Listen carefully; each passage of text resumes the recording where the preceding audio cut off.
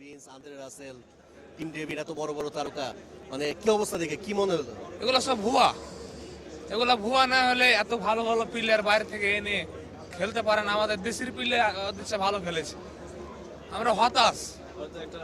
ওরা একটা রানও করতে পারেনি, মনে হয় যে ওরা না খেয়ে নেমেছে ফিল্ডে, এই জন্য এরকম খেলা দিয়েছে পারফরমেন্স। মানে মানসিক ভাবে ছিল না ওরা।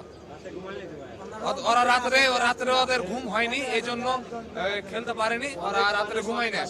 অনেক মানুষ আমরা অনেক আশা করে এসেছিলাম যে আমরা কমপ্লেন, মানে অবশ্যই কমপ্লেন আছে, ম্যানেজমেন্টের প্রতি আমাদের কমপ্লেন আছে। ইফতিখার আহমেদ পুরো টুর্নামেন্ট 7টা ম্যাচ এত সুন্দর ভালো খেললো, ওনাকে এখন এইবার নেওয়া হলো না, কোয়ালিফাইতে নেওয়া হলো না। এটা কেমন টিম ইয়ে করছে এটা। আর বিদেশি থেকে আসলে বিদেশি ভালো হইলে কি ভালো খেলা হয়?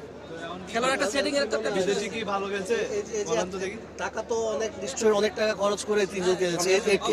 এই টাকাটা কি পুরো পানিতে চলে গেল কিনা? পানিতে হ্যাঁ, তাই এখন এরকম পানিতে পুরো পানিতে পড়লে তো ভালো হতো। এক মহাসমুদ্র পড়ে গেছে, মহাসাগরে পড়ে গেছে টাকাটা, আর কোনো মতো উঠা যাবে না।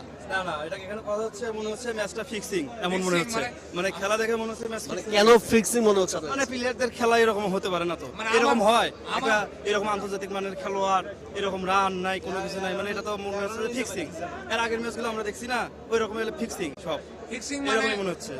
আমার বাড়ি চাপাই নবাবগঞ্জ, রাজশাহী। আমি চাপাই থেকে খেলা দেখতে এসেছি, এই রংপুরকে ভালোবাসি বিধায়। আমার দেশি প্লেয়ার নাহিদ রানা, আমি নাহিদ রানার ভক্ত, আমাদের এলাকার ভাই। ওর খেলা আমার ভালো লাগে অনেক, রংপুর সাপোর্ট করি আমি রংপুর পাগলা ফ্যান। চাপাই থেকে খেলা দেখতে এসে হতাশ, মুঝে মারো আমি হতাশ।